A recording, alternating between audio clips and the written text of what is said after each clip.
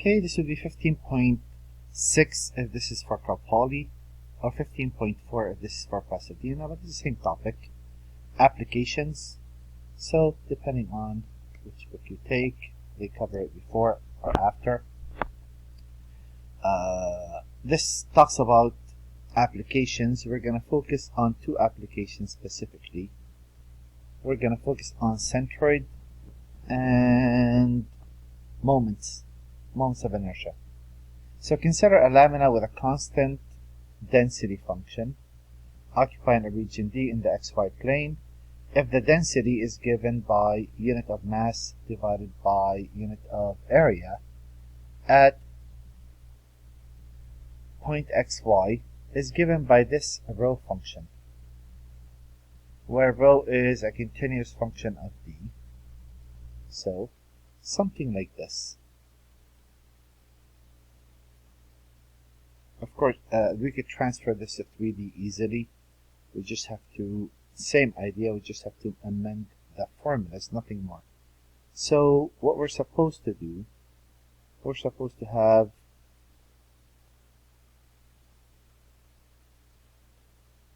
I need to be smooth, not sharp changes. Okay, something like that.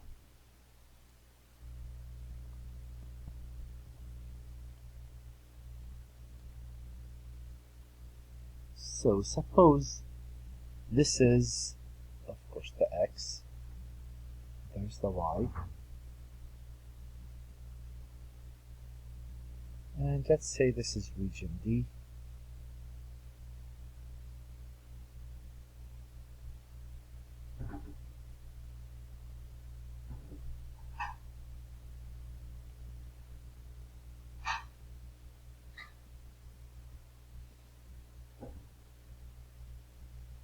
So what I do, if I break this,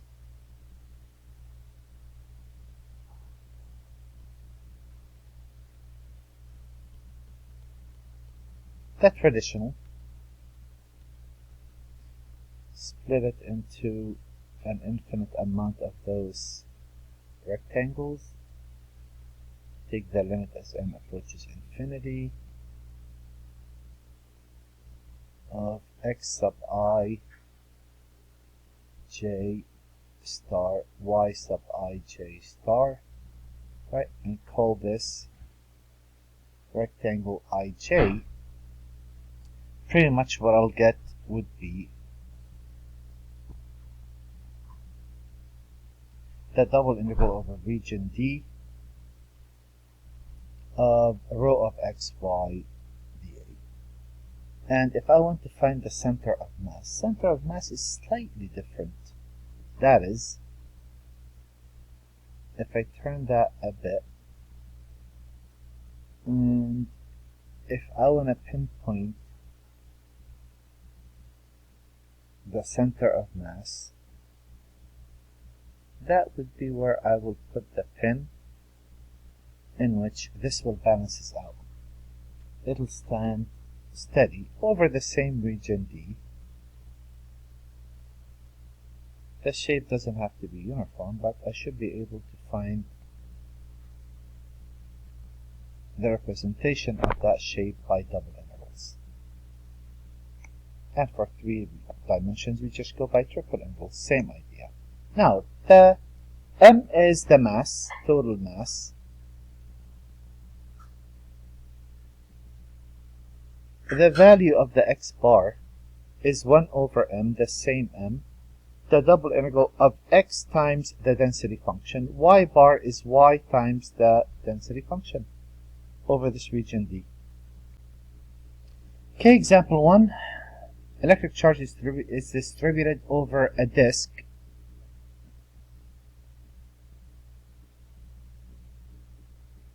with a radius of 2.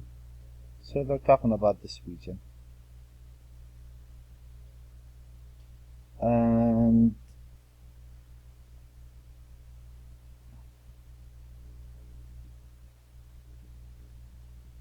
so that the charge density at any point is directly proportional, the density is directly proportional to the distance from the x-axis. If I pick any point x, y, so it's directly proportional from the x-axis, that will be y. Find the total charge. Well, the total charge in this case is pretty much like the total mass. So that would be the double integral over region D, assuming this is region D, of ky dA. Well, that would be the integral 0 to 2 pi, 0 to 2, k, and y is r times the sine of theta, and dA is r dr d theta. That would be the following integral. Those are not dependent on r. That's r squared, so r cubed over 3 evaluated from 0 to 2, k the sine of theta over 3, ,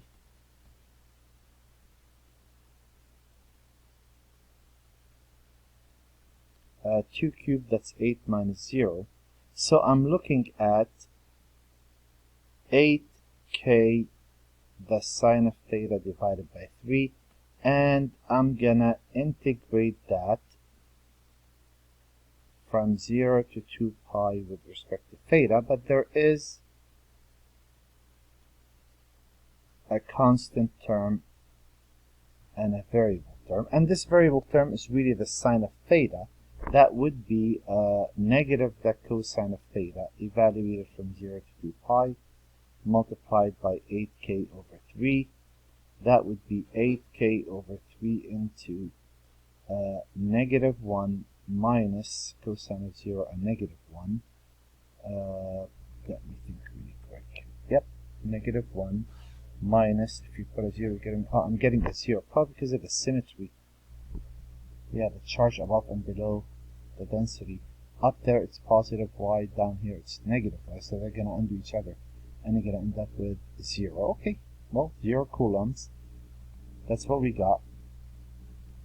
And how about the next problem? Find the mass and center of mass. So now we want to figure out where we're going to balance this. And if we look at this, this says y equal radical x, 0, 0, 1, 1, y equal 2, so 4. We're talking about this region and the y-axis. So we're talking about this region. We're trying to figure out where should we put the pin. If we made this with the same thickness, and in your next class, you'll make this with variable thickness.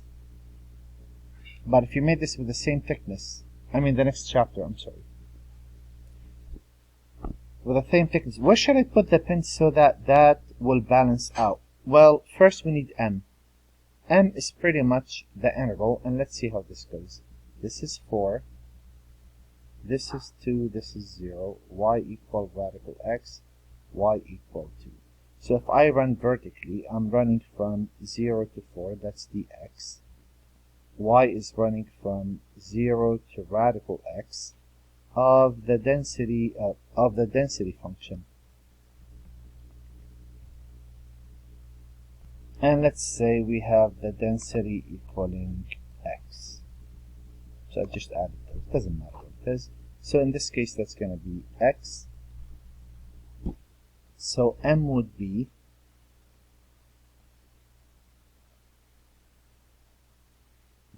integral 0 to 4. That's going to be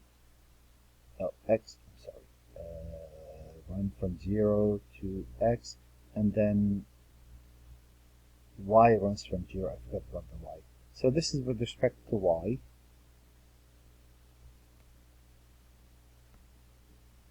With respect to y, that is xy evaluated from 0 to radical x. That is x to the 3 halves minus 0. Okay, there it is. And I'm going to integrate that from 0 to 4 dx. That will give me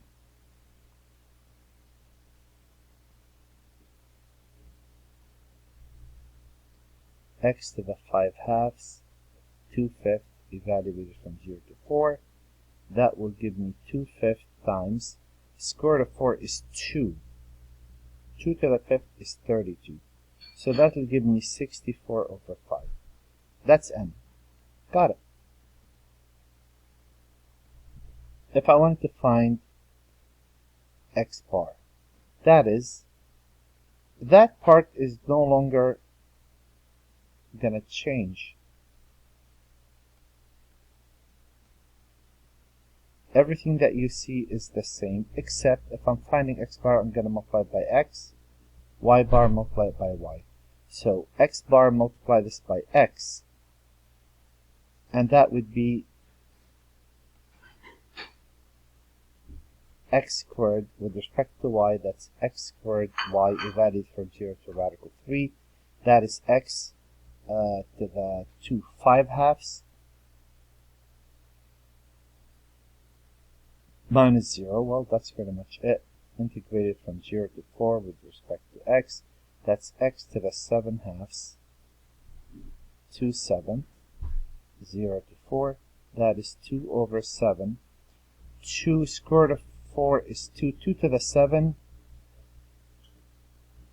128. Now don't forget 1 over n. 1 over a fraction is the reciprocal of the fraction. So I'm getting the x to be, and let's see how this works. 64 divides 128 2 times. I'm getting 20 over 7. I'll worry about that in a minute. I need to find one more value, and that is y bar. And I know what y bar is. Y bar is 5 over 64, the integral from 0 to 4, the integral from 0 to radical x, of y times x dy dx. If I work this out, first, with respect to y, that's xy squared over 2 evaluated from 0 to radical x. That's going to be x over 2 times x. So if I integrate from 0 to 4, x squared over 2, that will be, that 2 will go up front, 5 over 128, that is x cubed over 3, evaluated from 0 to 4, 5 over 128 times 1/3 into 64. 64 divides 128 2 times, so that's 5 over 6. So my centroid is 20 over 7 and 5 over 6. This would be almost 3. 2 and 6 over 7, and this will be just 5 over 6. So 1, 2, and 6 over 7, and 5 over 6. So my graph should be way off, my guess. 1, 1, 2, 4. It doesn't look like it.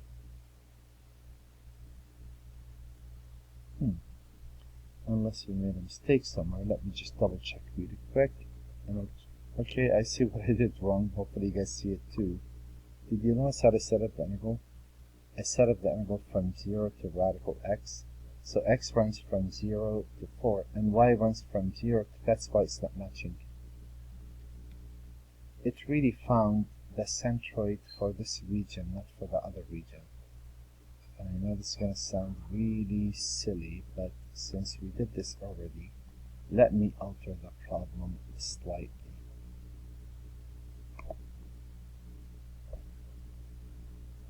Again, just, we did the work already. There, y equal radical x. Okay, again, what I set up for that yellowish region, and it turns out 2 and 5 over 6 is less than 1. So somewhere right there, that's where you put the pen and this will balance out. Sorry about that, I couldn't figure out why is that not working. Well, it turns out it is working. For the rest couple of problems, I'm going to set them up. So for this problem, if I do the same, we're looking at the region y equal e to the x.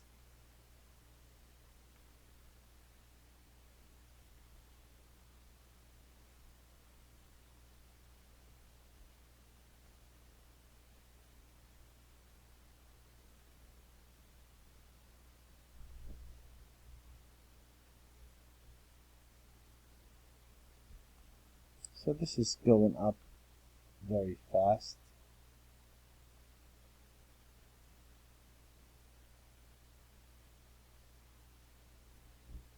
X equal 2, you know what? Let's say the graph looks something like this. X equal 2.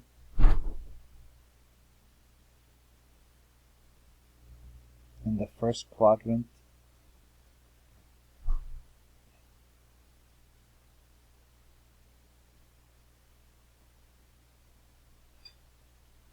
We're talking about this region. Do remember when x equal to y equal 2.7 to the second power. So this is kind of higher than it should be. Maybe I should make it like this.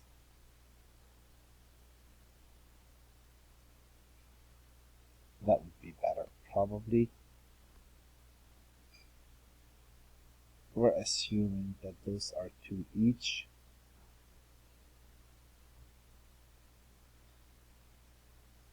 Something like that. Well, first I find m. I will say m is the integral from 0 to 2 of y, 0 to 2, that is x, and y runs from 0 to e to the x, of y dy. Oh boy, no, that's fine. Now we're going to get into trouble. Let's say set up, do not solve. There it is. We're just going to set this up. Okay, so if I say set up on the exam, do not solve, you would say x bar would be the integral 1 over m, since you already set it up over there, whatever that is, 1 over m. And once you set this up, it's pretty much the same for all of those, except for x bar, you multiply this by x, and for y bar,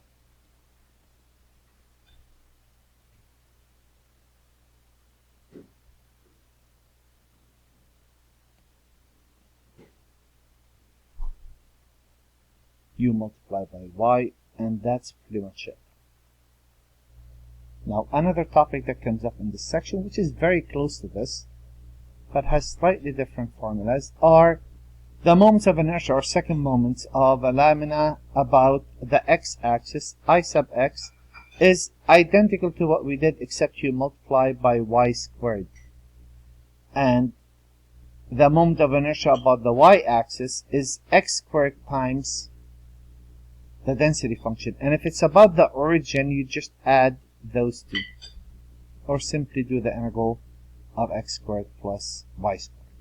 So if I ask for specifically one of those, you only have to find one of them. And if I say set it up, do not solve, you just have to set it up. Find the moment of inertia about the y-axis. So I want I sub y. And I know I sub y is the double integral over the region D of x squared times the density function, dA.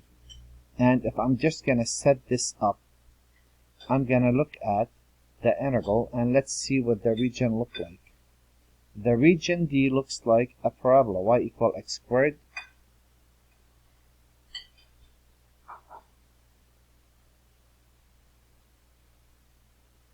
Zero and 2 and the x-axis.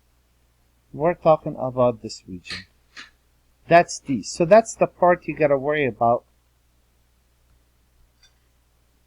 And that's, in this case, 0 to 2 with respect to x. Y runs from 0 to x squared of what? Since it's I sub y, it's x squared times the density function, and the density function is kx. And there it is. That's all you have to do. That's the setup. Of course, you could work that out and tell me what that is in terms of k. and there it is. And if they give you the units, you just list the units. And that's pretty much it for this section.